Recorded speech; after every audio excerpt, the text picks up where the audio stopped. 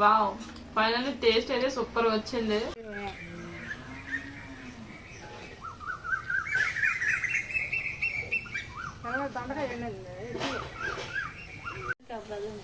చూసారు కదా ఇది ఎంత బాగా పొంగుతుందో. ఇది ఇంకా దగ్గరికి అవ్వాలి.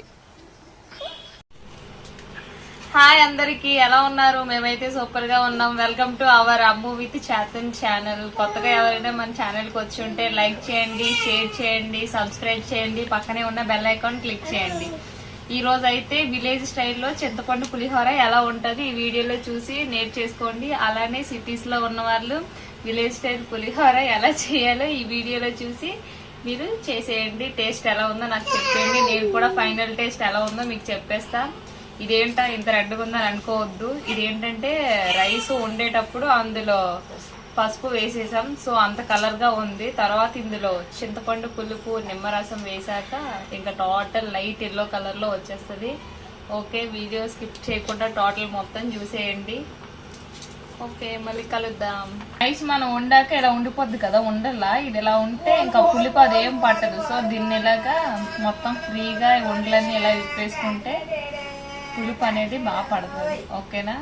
అది ఎలా వేస్తామో, అది ఎలా కలుపుతామో, నెక్స్ట్ ఇంకేమేమి ప్రాసెస్ ఉంటుందో అంతా చూసేయండి. వీడియో అయితే స్కిప్ చేయొద్దు. వంటలు రాని వల్ల అయితే మా ఛానల్ ని సబ్స్క్రైబ్ చేయండి.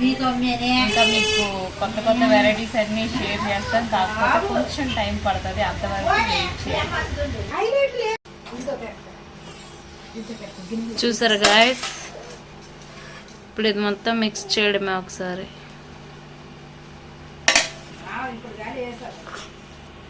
చూసారా రమ్మ ఎంత బాగా మిక్స్ చేస్తుంది.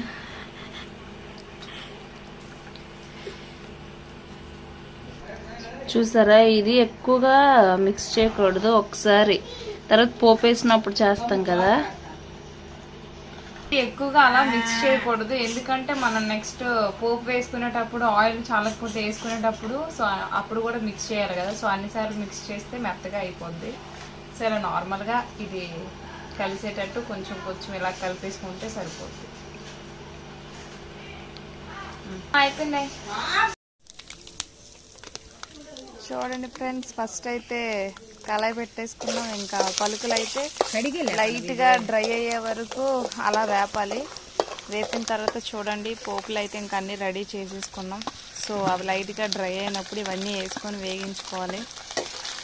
ఆయిల్ మాత్రం దానికి సరిపడా వేసుకోవాలి.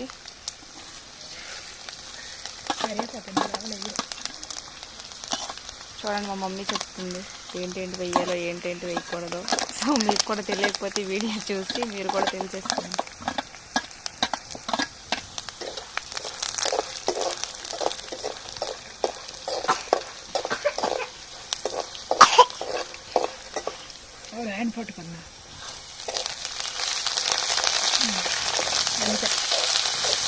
చూసారుగా టోటల్గా పోపు అయితే మొత్తం డ్రై అయిపోతుంది.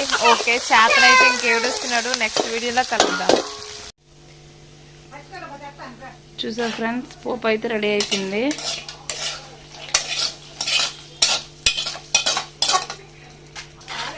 పోపు వేసాకైతే ఇంక మూత వేసు అదే పోపు మీద అన్నం వేసుకుంటే పోపు అనేది బయటకు పోదు, బాగుంటుంది. ఇవ్వండి, ఇటువంటివి అయితే బాగా వచ్చు గాయస్. పూరి చేయడం, చపాతీ చేయడం, బిర్యానీ చేయడం అయితే రాదు. బిర్యానీ అయితే నాకు బాగా వచ్చు. చేతనకి అయితే ఇది కలుపుతుండగా నోరూరిపోతుంది. చూడండి ఒకసారి. కానీ చేతనకి అయితే పెట్టాం. చిన్నపిల్లలకి వెయిట్ చేస్తూ ఉంటారు. చూడండి, అదిగోండి రెడీ అయిపోతున్నాడు. చూడండి, మా అమ్మ అయితే అటు నుంచి పచ్చి కరివేపాకు తీసుకొస్తుంది. మాకు చెట్టు ఉంది.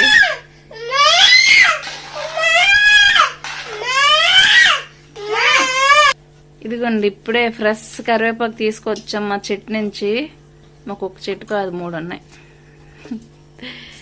అందుకే ఎప్పుడు అవసరమైతే అప్పుడే తీసుకుని వస్తాం. ఫ్రెష్గా ఉంది కదా, మంచి వాసన వస్తుంది మాకైతే.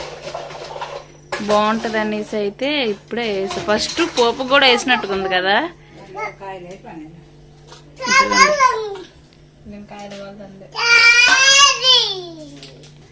మా చేతంతో వీడియోస్ చేయడం అయితే నిజంగా కష్టం. అప్పుడొప్పుడు ఇప్పుడు ఇద్దరు కూడా చేస్తుండ్రు బాగా. అమ్మా ఇటు దొరికిన కాడ పలకలన్నీ ఏరుకొని తినేస్తున్నాడమ్మా. ఇటు తిన్నదేం ఉండదు, అంతా గొడవే.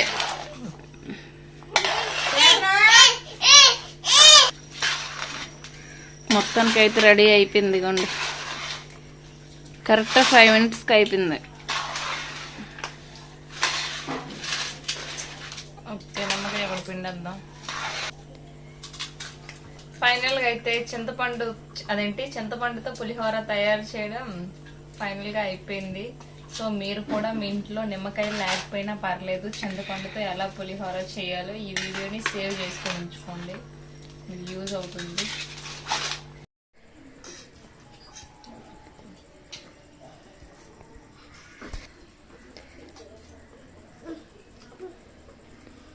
వావ్, ఫైనల్లీ టేస్ట్ అయితే సూపర్ వచ్చింది. అన్నీ పర్ఫెక్ట్గా ఉన్నాయి. సో మీరు కూడా ట్రై చేయండి, టేస్ట్ ఎలా ఉందో కామెంట్ చేసేయండి. ఓకే, వీడియోని స్కిప్ చేయకుండా చూసేయండి.